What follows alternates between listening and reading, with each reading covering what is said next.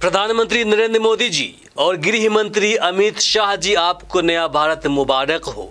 आपके शासनकाल में अनदेखा किए गए कुछ महत्वपूर्ण अनैतिक घटनाओं ने आज देश भर में समाज के लिए नासूर बन गया है। जाति धर्म के नाम पर लोगों में इतनी जहर घुल गई है और नफरतें बढ़ गई है कि अब इसे खत्म करना किसी की बस की बात नहीं रह गई है। आप सुन लीजिए, खुद आप दोनों भी इसे चाहकर नहीं रोक पाएंगे। जिस मॉब लिंचिंग को लेकर आपने उम्र कैद और फांसी की सजा वाला कानून लाया है, वो किस काम का, जब धर्म के नाम पर एक साथ कई लोगों की लिंचिंग कर दी जा रही है, उनके परिवार को लावारिस बना दिया जा रहा है। जब तक उनके बूढ़े माँ बाप जीवित रहेंगे, तब तक अपने नौजवानों के मरने का गम कैसे भूल पाएंगे?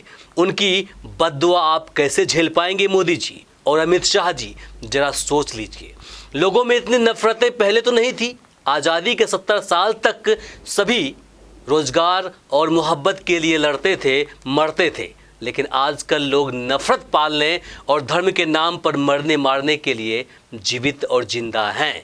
और इसके लिए कहीं न कहीं आपका नया भारत जिम्मेदार है, पीएम मोदी जी और गृह मंत्री अमित शाह जी। खैर, 15 जनवरी को 5 दोस्त अरमान अहमद, मुजाहिद राइन, चमन मंसूरी, वकील अंसारी और अंकित शर्मा, जिन सभी की उम्र 25 से 30 साल बताई जा रही है, ये सभी झारखंड के जिला पलामू के हैदरनगर अपने गांव से बिहार के ससाराम स्थित शेरशाह का मकबरा देखने जा रहे थे। रास्ते में सभी ने औरंगाबाद जिले के नवीनगर थाना क्षेत्र के चतरिया मोड़ पर नाश्ता करने और चाय पानी के लिए अपनी गाड़ी को एक दुकान के सामने खड़ी कर दिए। इनकी बस इतनी भड़गलती थी, इसने बिना दुकानदार के आदेश के उनके दुकान के सामने अपनी गाड़ी खड़ी कर दी। इससे दुकानदार और उनके बीच बहस होने लगी। बहस इतनी बढ़ गई कि किसी ने दुकान में बैठे व्यक्ति पर गोली चला दी। गोली दुकानदार को तो नहीं लगी, लेकिन उनके बगल में बैठे एक 60 वर्षीय वृद्ध व्यक्ति रामशरण चौहान को जा लगी, जिससे इलाज के लिए ले जाने के क्रम में उनकी मौत हो गई। इसके बाद वहां मौजूद लोगों ने 5 नौजवानों को घेर लिया और उन सभी को उस वक्त तक पीटता रहा जब तक कि 4 मुस्लिम नौजवान अधमरा न हो गया।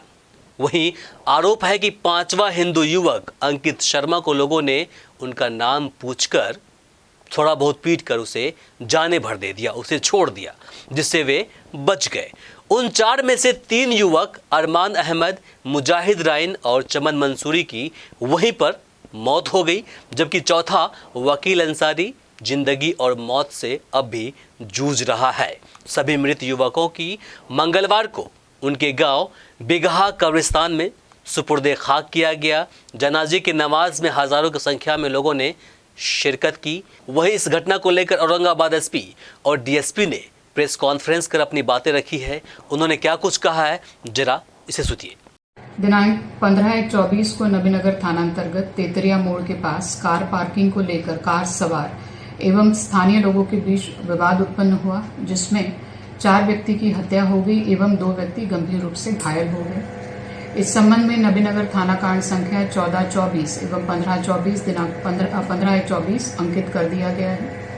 कांड के त्वरित अनुसंधान एवं संलिप्त अभियुक्तों की गिरफ्तारी हेतु अनुमंडल पुलिस पदाधिकारी सदर के नेतृत्व में विशेष अनुसंधान टीम का गठन किया गया है। घटनास्थल का निरीक्षण एवं साक्ष्य संकलन एफएसएल टीम के द्वारा किया गया है। विशेष अनुसंधान दल द्वारा कांड अनुसंधान के क्रम में आए भौतिक एवं तकनीकी साक्ष्यों के आधार पर घटना में शामिल 6 अप्राथमिक अभियुक्तों को गिरफ्तार कर लिया गया है एवं अन्य अभियुक्तों की पहचान कर गिरफ्तारी हेतु लगातार छापामारी की जा रही है। कांड अग्रतर जारी है। वहीं इस घटना को लेकर एआईएमआईएम विधायक अख्तरुल ईमान ने बिहार की कानून व्यवस्था पर सवाल उठाए हैं। उन्होंने गठबंधन सरकार को मजबूती के साथ घेरा है, जबकि बिहार के मजबूत विपक्षी अलायंस एनडीए के बड़े नेताओं ने इस पर अपनी चुप्पी साधे हुए हैं। सुनिए एआईएमआईएम विधायक अख्तरुल ईमान को, जिसने इस घटना पर अपनी बातें रखी है। जरा सा इसे सुनिए। तेतरिया मोड़ नबीनगर औरंगाबाद डिस्ट्रिक्ट बिहार में जो कल 4 लोगों की मॉब लिंचिंग हुई है, कहा जाता है कि एक शख्स को गोली मारी गई है और 3 लोगों को लोगों ने पीट कर मार डाला है। ये बिहार सरकार के लिए शर्म से डूब मरने का वाकया है। ये मॉब लिंचिंग के वाकयात हो रहे हैं। लॉ एंड ऑर्डर नाम की कोई चीज बिहार में बाकी नहीं रही है। तहकीक करने की ज़रूरत है कि आया वो गोली चलाने वाला कौन था और ये मॉब लिंचिंग करने वाले कौन हुए। उसमें से मॉब लिंचिंग जिन लोगों की हुई है उनके जमात का एक साथी अभी हॉस्पिटल में है। उसने खुद कहा है कि हम लोग को कोई गोली नहीं चलाए, और ये बात अकल से भी अजीब लगती है।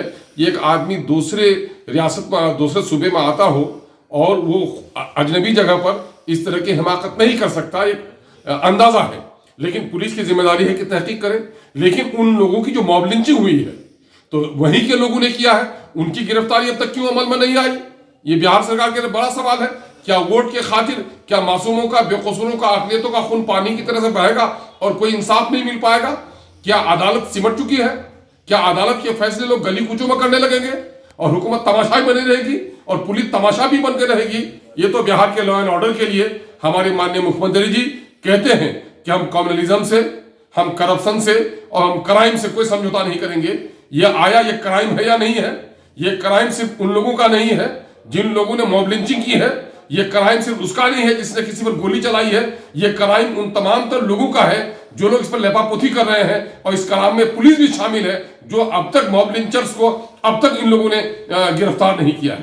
तो फौरी तौर पर उसकी गिरफ्तारी हो, आला सतही जांच हो, मरने वाले बेकसूर साबित हो तो उनके घर घराने को 50-50 लाख का मुआवजा दिया जाए, और पुलिस अब तक क्यों गफलत बरत रही है इस पर कार्रवाई की जाए और तहकीक किया जाए क्या कि जो खबरें आ रही हैं कि गोली किसने चलाई है और गोली किन हालत में चली है, ये पुलिस के लिए बड़ा चैलेंज है कि फौरी तौर पर इसकी तहकीक करे। अब सवाल उठता है कि बिहार में कानून को हाथ में लेना इतना आसान क्यों हो गया है?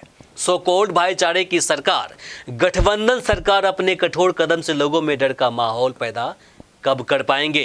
अपने आप को सबसे सेकुलर सरकार कहलाने वाले इस चाचा भतीजे की जोड़ी ऐसे गलत मानसिकता वालों से कठोरता के साथ निपट पाएंगे, या फिर वोट लेने के लिए भाईचारा और उसके बाद कौन भाई कौन चारा का फॉर्मूला चलता रहेगा? और हाँ, क्या इस मॉब लिंचिंग में शामिल सभी दोषियों पर नए मॉब लिंचिंग कानून के तहत सभी को फांसी या उम्र कैद की सजा मिलेगी? ये फैसला सरकार की नीयत को तय करेगा। आप देख रहे थे VHoursNews.com और इस वीडियो को अधिक से अधिक शेयर करें। अगर आप हमारे चैनल पर नए हैं तो इसे सब्सक्राइब कर लें। अगर आप हमें पेज पर देख रहे हैं तो फॉलो करना बिल्कुल ना भूलें। नमस्कार, शब बखैर।